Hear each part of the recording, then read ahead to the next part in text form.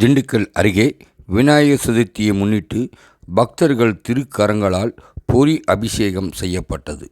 இதனைத் தொடர்ந்து பாரம்பரிய தேவராட்டம் ஆடி பெண்கள் சுவாமி தரிசனம் செய்தனர்.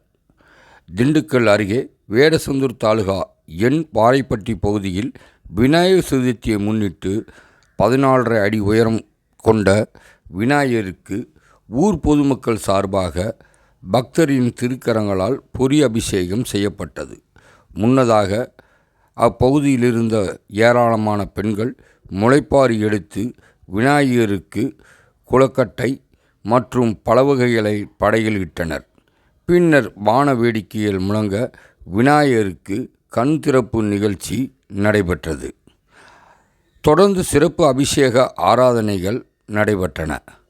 பாரம்பரிய நடனமான தேவராட்ட நிகழ்ச்சியினை அப்பகுதி பெண்கள் ஆடி அனைவரையும் மகிழ்வித்தனர்.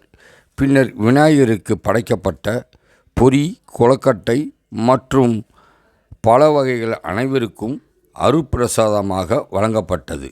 மேலும் மாபெரும் அன்னதான நிகழ்ச்சியினையும் பொதுமக்கள் நடத்தி வைத்தனர்.